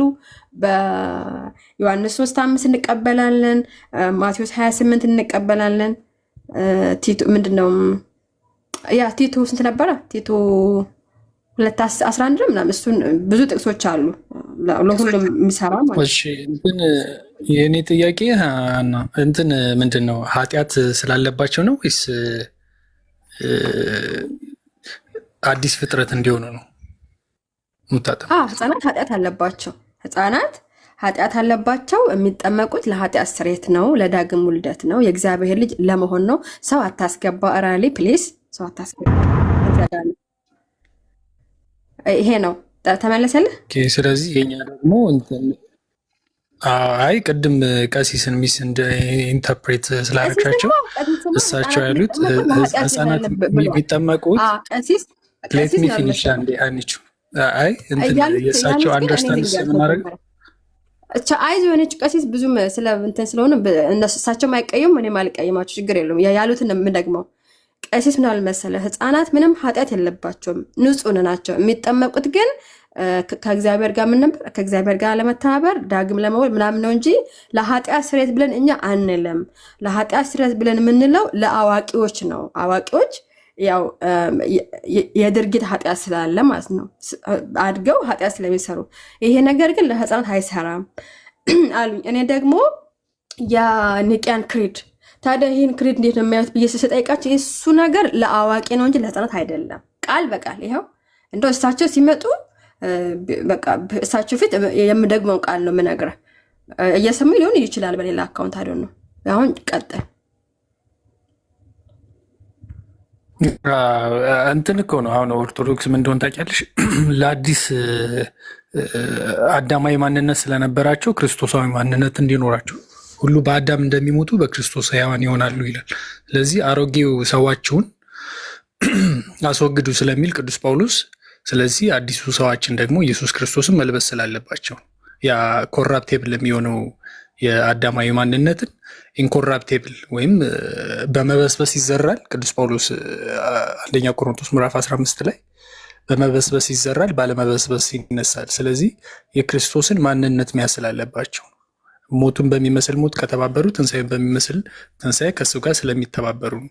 ከዛ አንጻር እንጂ ኃጢአት ስላለባቸው ብላት ቤተክርስቲያን አንተ ደግሞ ሌላ ሰጠኸኝ። አሁን ይኸውልህ አንተ ደግሞ ወረዱ እንጂ ሌላ ነገር አዲስ ሰጠኸኝ። ቅድም እነ ፌዝ እነ ሼማ ኃጢአት አለባቸው አሉ። አንተ ደግሞ ኦኬ ችግር የለም እኔ ፎሎ ላርግህና ቀሲስ ያሉበት ቦታ አብረን ሁሉን አገናኝተሽ ትችያለሽ። ሌላ ነገር ነው ያለኝ እሱ እኮ ሁሉን አቀሳስረሽ እኔ ጌታን በእውነት እንደው ማርያምን ካውንስል ኦፍ ካርቴጅ ጠቅሼ ካውንስል ኦፍ ካርቴጅ ወንድማችን ግን አላለም እንደዛ። አንተማ ይሄው የካርቴጅ ጉባኤን ጠቅሰህ ለኃጢአት ስርየት ኦሪጂናል ሲን አለ ለኃጢአት ስርየት ነው አልከኝ። ይሄ ወንድማችን ደግሞ ከቀሲስ ጋር ተመሳሳይ ተናገረ። ሼማ ደግሞ ለሌላ ቀን ግን ይኸውልሽ ማድረግ ያለብሽ እንትን ብሏል ሳይሆን አስተምሮ ላይ የእናንተን አስተምሮ የእኛን አስተምሮ we put our argument ወይም ክሌም በቃ እንደዛ እንወያይ እንጂ ቀሲስ እንዲህ ብለዋል ፌዝ እንዲህ ብለዋል ምናምን ቢቀር እናንተ የተለየ አስተምሮ አላቸው እንዴ? ቆይ ግን እኔ የምለው የተለየ አስተምሮ አላቸው ቀሲስ እያልሻለሽ አንቺ ነሽ። እኛ መቻለን አንቺ እኮ ነሽ እያልሻለሽ። ከካታችሁ አፍ የሰማሁት ነው እኮ እየደገምኩት። እናንተ የምትሉና የቀስ ይለያያል። እኔ እሳቸው ሳገኛቸው ከእሳቸው ጋር ሳወራ ስሙኝ። ለሌላ ቀን በማንኛውም ርዕስ ላይ ከዚህ በኋላ ስንወያይ በቃ ቀሲስ ካሉ እሳቸው የምጠይቂ። ከዚህ በኋላ ግን የሆነ መምህር እንደዚህ ብሏል እንደዚህ ከምትይ ኦኬ ከምትይ ያንቺን ሀሳብ አርጊመንትም ሆነ ክሌም ቁጭ አርጊ የእኛንም ከዛ ውይይት ይሆናል። ገባሻ? እንደዚህ ይሆናል። እኔ ግን ከእናንተ ይልቅ እሳቸው ነው እኔ እማምናቸው። ለምን እሳቸው ካህን ናቸው፣ ቀሲስ ናቸው፣ አገልጋይ ናቸው የቤተክርስቲያን። ስለዚህ አንተ ፌዝ እሺ አንተ ዲያቆና ሌሎች ከሚያወሪ ልክ ግን እኔ የቀሲስ ባምን ነው የሚቀለኝ። የቸርቹ አስተምህሮ የቀሲስ ነው ብዬ እኔ ማምነው ባይዘው እሳቸው ቅርብ ናቸው ለቸርቿ ብዬ ስለማምን። ስለዚህ ቀሲስ ያሉኝ ሌላ ነው፣ እናንተ ያላችሁ ሌላ ነው። ስለዚህ ሌላ ጊዜ እናወራለን። እንግዲህ ግን ደግሞ የእናንተ በጣም ስታወሯት ሀናን ስታወሯት ጊልት እያላችሁ ኃጢአት ካላችኋት ግራ ይገባታል ብዬ አሁን ያሰብኩት እሱን ነው። ጊልት እያላችሁ ብቻ ዝም ብላችሁ አውሯት። ኃጢአት ብላችሁ ካወራችኋት ሺዝ አሱሚንግ ላይ ኢምፒውትድ የሆነ ነገር ነው የምታስበው አሁን ላይ ሳይ ማለት ነው እንጂ አሁን እኛ እያብራራንልሽ ያለው ቀሲስ ያሉት ትክክል ነው፣ እኛ በምንረዳው በዚህ አንግል ነው እና ወርዶቹ ኮንፊውዝ እያደረጉሽ ይመስለኛል። እኔ እንጂ የተለየ ነገር እንዴ እኔ እኮ ቀሲስ የሉም እንጂ እኮ በአዲስ ኪዳን ህፃናት በተለይ የክርስቲያን ልጆች እኮ ምንም ንጹህ ናቸው እኮ ብለው አይ ነው ግን በቃ ሌላ ጊዜ እሳቸው ፊት ነው የማወራው። እኔ ስቅ ቢላቸው አሁን እኔ የምጠየቀው በቃ ስትሮስ አንድ እየጻፈ ነው። ስትሮስን አዋሪውና ከዛ ነው ልጄ ከላይ ያለቀሰች ጌታን ተኝታ ነበር፣ ተነስታ እያለቀሰች ነው። ግን 1 ሰከንድ 30 ሰከንድ ሻውራ 30 ሰከንድ ፍቀድልኝ።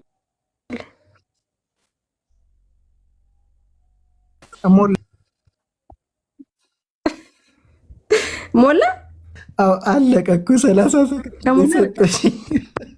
ሞላ። እንግዲህ ሌላ ሰው ታች የለም። ሌላ ማን ማለት አሮ ነው። የወንጌል አማኝ ካላችሁ ግቡ፣ አውሩ ከነሱ ጋር ማውራት የምትፈልጉ። እኔ ግን ልጅ ከተነሳች በጣም ነው የምትረብሻችሁ። ለዛ ነው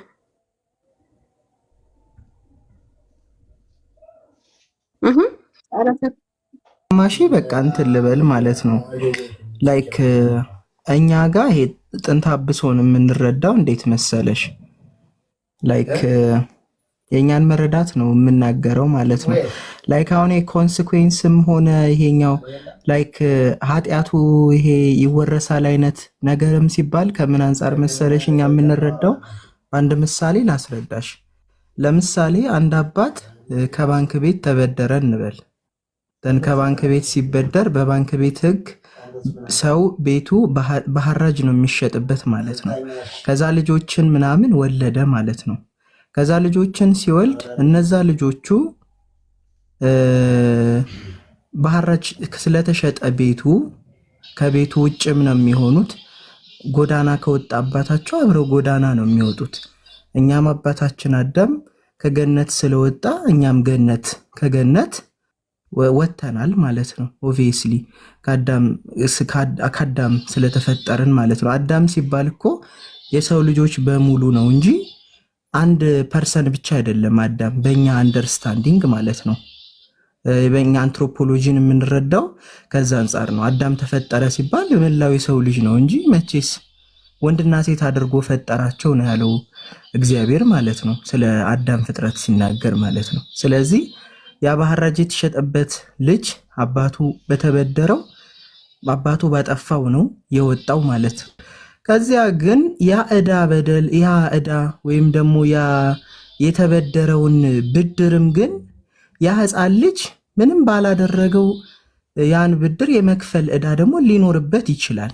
ያ ሲባል ግን ከዛ አባት በመወለዱ እንጂ እሱ ራሱ እዛ ጋር የሰራው ነገር ፕራክቲካል ብድርን ሂዶ ተበድሮ አይደለም ማለት ነው። ስለዚህ የአዳም ዘር በመሆናችን ነው። ይሄን ትምህርት ደግሞ ከጥንትም የነበሩት አባቶቻችን አስተምረውታል። ኢቨን በኢትዮጵያ ማስረጃ ካልሽኝ የቀድሞ አባታችን ብፁዕ አቡነ ጳውሎስም ጭምር በመጽሐፋቸው የጻፉት ነው እና አቡነ መልከ ጸዴቅ ያስተማሩት ነው። ምንም አዲስ ነገር አይደለም። ይሄ ለቤተ ክርስቲያናችን አዲስ ነገር መስሎ እንደ አዲስ ባይመጣ ጥሩ ነው። ኢቨን ማህበረ ቅዱሳን ያሳተመው የእንትን ክርስቲያናዊ ሕይወትና መሰረተ ሃይማኖት አይ ቲንክ ሊቀ ጉባኤ አባ በራ በቀለ የጻፉት ዳጎስ ያለ መጽሐፍ አለ። እዛ ጋርም ሂደን ቢታይ ምንም ከዚህ ጋር እንትን የለውም ማለት ነው። ኮንሲኩዌንስ የሚባለውም ደግሞ ላይክ በተመሳሳይ ይሄ የውርስ ኃጢአት ሲባል ኢትስ አምቢጊየስ።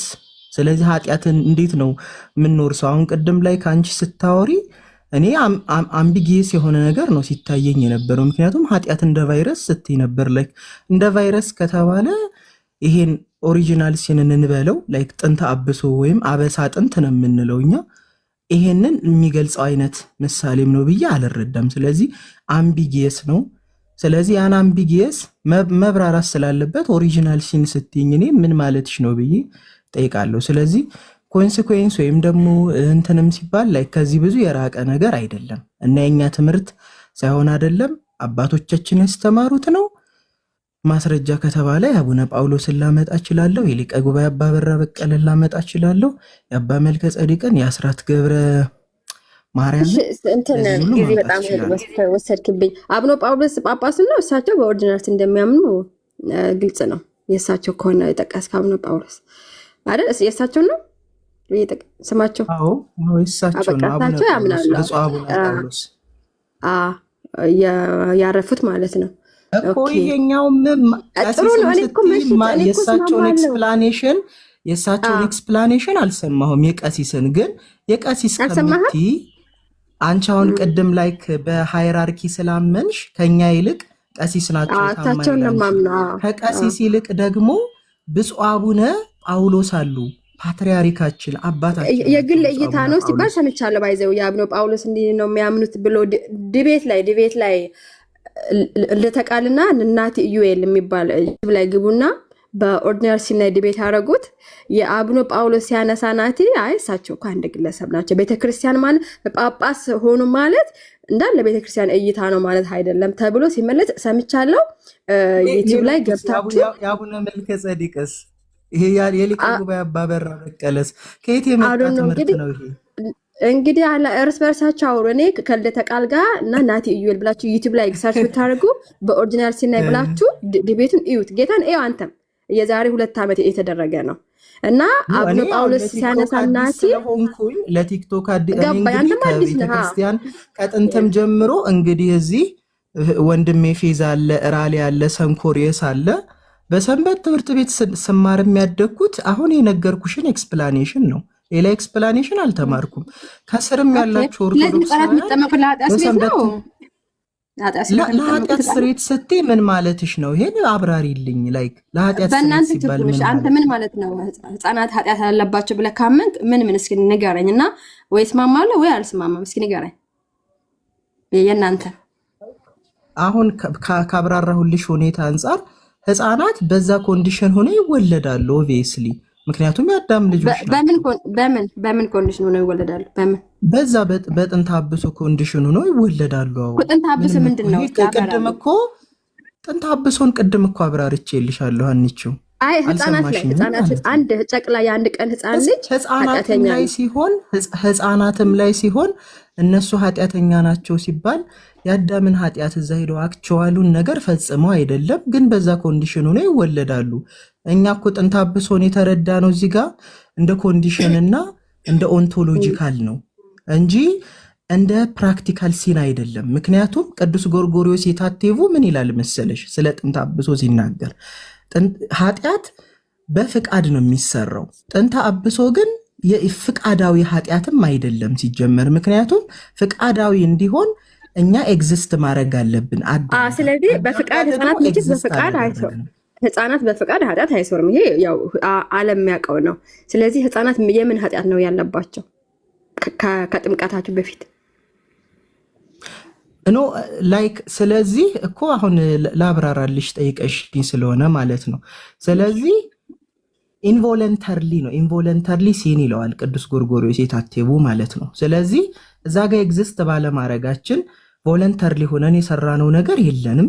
ነገር ግን በዛ ኮንዲሽን ከዛ ባህሪም በመገኘታችን ቅድም በመሰልኩልሽ ምሳሌ ያ ከዛ ቤቱን ባህራጅ ካስያዘው አባት የተወለደው ህፃን ኦብቪየስሊ የዛን ዕዳ የዛን የአባቱን የባንኩን ዕዳ እሱም የዛ ዕዳ ተካፋይ የአባቱን በደል እሱም ተጠቂ ነው አይደለ?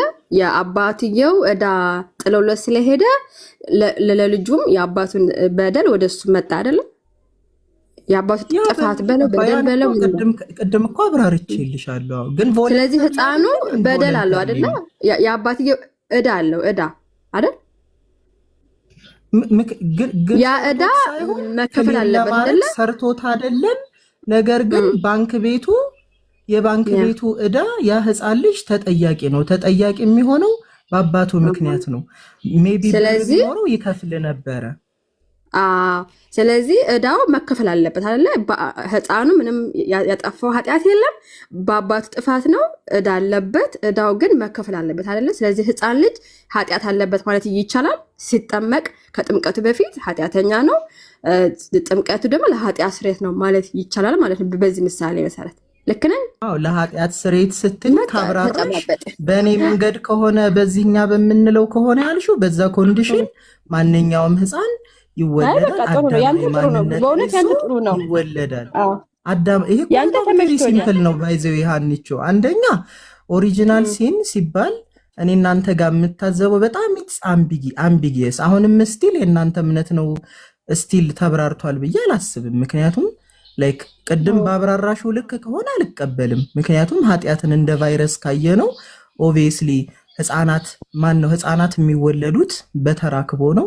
አባትና እናት ተራክቦ ሲያረጉ ኦብቪየስሊ ኃጢአት እንደ ቫይረስ ሆኖ ወይም ደግሞ እንደ እንትን ከተላለፈ ያን አንቀበልም። ኢትስ ጁሊያኒዝም ኢትስ ሄረሲ። በእኛ በኦሪየንታል ኦርቶዶክስ አስተምሮ ጁሊያኒዝም ሄረሲ ነው። ምሳሌ እኮ ነው ጁልየስ ሃሊካርናሶስ ያስተማረው ነው። አይ ጥሩ ምሳሌ ሚዩት አድርገውና ምሳሌው ልንገር። እሺ ምሳሌው እኔ እንደውም በኤችአይቪ ነው እንትን ያልኩት። እኔ ደግሞ ሳነበው እዚህ ደግሞ የቫይረስ እንትን ብሎ እንትን ያደረገው ምሳሌ ነው። ግን እሱም እኔም እንትን ያልኩት እኔ ያልኩት አንድ ባልና ሚስት መቼስ ባልየው ወይም ሚስትየው አመንዝራ ነው መቼስ ኤችአይቪ በሽተኛ የሚሆኑት አይደለ? ስለዚህ በአባትና በእናት ጥፋት ልጆቹ ሲወለዱ የኤችአይቪ ቫይረስ ተጠቂ ሆነው ይወለዳሉ። አሁን ህፃናቶች ምንም እኮ ያጠፉት ነገር የለም። ጥፋቱ የአባትና የእናት ነው ጥፋቱ ማለት ነው። ልጆች ግን የኤችአይቪ በሽታ ተጠቂ ሆነው ይወለዳሉ። ስለዚህ አዳምና ሔዋን የእግዚአብሔርን ትእዛዝ ባለመጠበቃቸው እግዚአብሔር አትብሉ ያላቸው ስለበሉ በቃ ከገነት ወጡ፣ ከእግዚአብሔር ተባረሩ አይደለም? ስለዚህ እኛ ደግሞ የአዳምና ሔዋን ልጆች ስለሆነ ያ የአዳምና ሔዋን ከገነት መባረራቸው ውጤት ወደኛም ስለደረሰ ያ ቫይረሱ እኛም የቫይረሱ ተጠቂ ነን ነው እንጂ ከአዳምና ከሔዋን ጋር አብረን አፕሉን አልበላንም። መቼስ ያን የነበሩ አዳምና ሔዋን ብቻ ናቸው። ግን የቫይረሱ ተጠቂ ሆኑ ለኛም ቫይረሱ አስተላለፉልን። እኔ ይሄ ምሳሌ በጣም ጥሩ ነው ብዬ አስባለሁ። አንተ ለምን አትቀበሉም ይሄን ምሳሌ? ጥሩ የማይሆነው ይሄ ምሳሌ እንዴት መሰለሽ? ኤችአይቪ ኤዲስ ቫይረስ ነው። እንደ ቫይረስ ነው የተላለፈባቸው። የሚተላለፍ የሆነ ነገር አለ which እዚህ እንትን የሆነ አንድ ፋላሲ አለ አይ ቲንክ ስሙ ጠፋኝ። ላይክ ፎልስ አናሎጂ ፋላሲ ማለት ነው። ወደ ፎልስ አናሎጂ ፋላሲ ይወስዳል ብዬ አስባለሁ። አሁን ቅድም የመሰልኩልሽ ምሳሌ አለ ያ ቤቱን በሐራጅ የተሸጠበት ምሳሌ ማለት ነው። ያ ምሳሌ አሁን ኮንዲሽናሊ ነው የሚያስረዳሽ። አሁን ካቶሊክ ወንድሜ ጆሲ አለ። ጆሲ በሚረዳው ኮንዲሽናሊ ኦሪጂናል ሲን ጥንተ አብሶ አበሳ ጥንት ኦሪጂናል ይሄ ቮለንተርሊ ሳይሆን ኢንቮለንተርሊ በሆነ ኮንዲሽናሊ እኛ ጋር እንዳለ ያምናል። እሱም ኮንዲሽናሊ የሚያሳየው ትክክለኛ ይሄ ጥሩ ምሳሌ ሆኖ ይሄ ምሳሌ ሁሉም ቴዎሎጂን ለማስረዳት ዘያሐጽጽ ነው አብዛኛው። ግን እንደው በትንሹ ሪላቲቭ ሆኖ የሚያስረዳው አይነት ምሳሌ ያ የነገርኩሽ ነው። ይሄኛውን ስታመጪው ግን ቫይረስ ላይክ ቫይረስ እንደሚተላለፈው ከእናትየዋ ሆድ ወደ ከእናትየዋ ሆድ ላይ ተጸንሶ ያለ ያጸንሶ ወደ ልጁ እንደሚተላለፈው ሁሉ ላይክ ይሄም ኃጢአቱንም ላይክ እንደዛ ነው የሚያስመስለው። ኢቭን ላይክ ጁልየስ ሃሊካርናሶስም እኮ ያን ነው ያለው። የአዳምና የሔዋን ኃጢአት በተራክቦ ይተላለፋል አይነት ነገር ነው ያለው። ልክ እንደ ቫይረስ እኔ በተራክቦ ያልኩት። ስለዚህ ባይዘዌ ኦገስቲንም እንደዛ ብለዋል ይባላል እኮ ብሎ አይደለ? ሮሜ 5:12 ሲተረጎም እንደዛ ብሎ ተርጉሞታል ብዬ ላቲን ይባላል። ልክ ነው አይደለ? እንደዛ አይቻለሁ እኔ እንደዛ እያልኩ አይደለም። በዘር ስፔኩሌሽን አለው ግን እኔ ግን በዘር ተላለፈ እያልኩ አይደለም። በዘር ኃጢአቱ እንደዛ ሳይሆን እኛ የአዳም ዘር ነን። በቃ እኛ የአዳም ክርስቶስ እኮ ሲመጣ እኮ እንትን ነው የትውልድ ሐረግ እኮ አብርሃም እንትና ነው ይስሐቅ ወለደ እንትን ብሎ ነው የትውልድ ሐረግ። ስለዚህ እኛ ብንጠራ የምንሄደው ወደ አዳምና ወደ ሔዋን ነው። ስለዚህ አዳምና ሔዋን የነበሩት ገነት ውስጥ ነው። ባጠፉት ጥፋት ግን ከገነት ወጡ። እኛም አብረን ወጣን። እኛ ከአዳም ጋር ነበር አልነበርንም፣ ግን የእነሱ ዘር ስለሆነን አብረን ተባረርን። በቃ ስለዚህ እኛ የኃጢአቱ ተጠቂ ነን ማለት ነው። ስለዚህ ክርስቶስ መምጣት ነበረበት፣ እኛን ማዳን ነበረበት። ክርስቶስ መጣ አዳነን ማለት ነው። እኔ የሚገባኝ ይሄ ነው። እንግዲህ ልጄ ግን በጣም በእናንተ እንትን እየራባት ነው። ምን ትላላችሁ? ትራብ ልጄ? ችግር የለውም። ይሄን እንትን ቤተክርስቲያን ሞሮፍ እንትን ለማለት ነው የገባሁት። ችግር የለም፣ እወጣለሁ። አንቺ አመሰግናለሁ ስለሰጠሽ። በቃ ሌላ ጊዜ ስነገናኝ እናወራለን።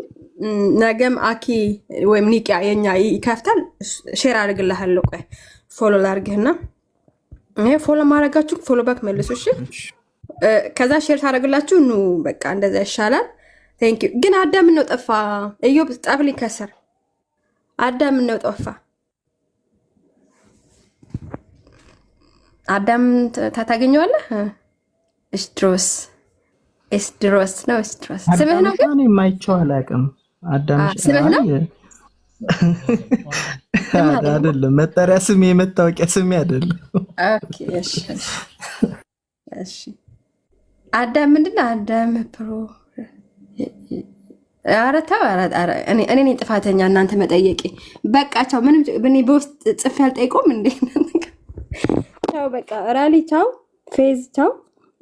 ይሄርስ ከፈለጋችሁ ቤት ሲከፍቱ እኔ ሼር አደርግላችኋለሁ። እንግዲህ እኔ በጣም ብዙ ነው የቆየሁት። ይሄው 4 ሰዓት ተኩል ቆይቻለሁ። ቴንኪ በጣም ቻው። መልካም ቀን